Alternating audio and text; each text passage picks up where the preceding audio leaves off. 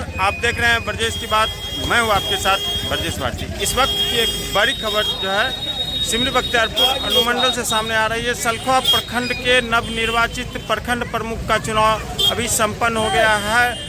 सलखुआ प्रखंड के नवनिर्वाचित प्रखंड प्रमुख सरिता संगम बनी है। जहां इस वक्त ये बड़ी खबर जो है सिमरी बख्तियारपुर अनुमंडल कार्यालय परिसर से सामने आ रही है। मेरे पीछे आप देख सकते हैं यहाँ पर लोगों की हुजूम है। अभी जस्ट जो है यहाँ पर एसडीओ की अगुवाई में जो है एक बैठक आयोजित की गई थी पंचायत समिति सलखुआ की। 12 पंचायत समिति इस बैठक में शामिल हुआ और सर्वसम्मति से निर्विरोध जो है सरिता संगम को प्रखंड प्रमुख के पद पर चुन लिया गया। आपको बताते चले कि गत दिनों जो है सलखुआ प्रखंड के पंचायत समिति सदस्यों ने पूर्व प्रमुख नीलम देवी पर अविश्वास का प्रस्ताव लाया था और 22 तारीख को अविश्वास प्रस्ताव पर जो है बैठक आयोजित की गई थी और अविश्वास प्रस्ताव जो है वो पारित हो गया था। इस कदर जो है नीलम देवी प्रखंड प्रमुख से हटा दी गई थी। इसके बाद प्रक्रिया उपरांत आज अनुमंडल परिसर में जो है इसको लेकर पंचायत समितियों की एक बैठक आयोजित की गई थी और इस बैठक में एसडीओ अनीसा सिंह की मौजूदगी में ये बैठक थी, जिसमें थोड़ी देर पहले ये बैठक खत्म हुई है और 12 पंचायत समिति सदस्य इस बैठक में शामिल हुए और 12 पंचायत समिति सदस्यों के द्वारा जो है आज का प्रखंड प्रमुख का चुनाव कराया गया। अभी हमारी बातचीत हो रही थी, जो समिति सदस्य उनका कहना था कि 12 समितियों ने निर्विरोध यानी कि किसी भी व्यक्ति ने इस पद के लिए दावेदारी नहीं दी, सिर्फ एक सरिता संगम की दावेदारी हुई और सरिता संगम जो है प्रखंड प्रमुख सलखुआ निर्वाचित हो गई है। आइए सुनते हैं इस मौके पर प्रखंड प्रमुख सरिता संगम क्या कर रही है।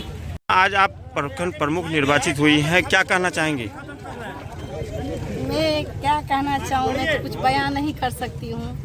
जितना कि मेरे समर्थक ने इतना साथ दिए हैं और जितना सब समिति ने मिलकर मुझे सपोर्ट किए हैं, इस पर तो मैं कुछ बयान भी नहीं कर सकती हूँ।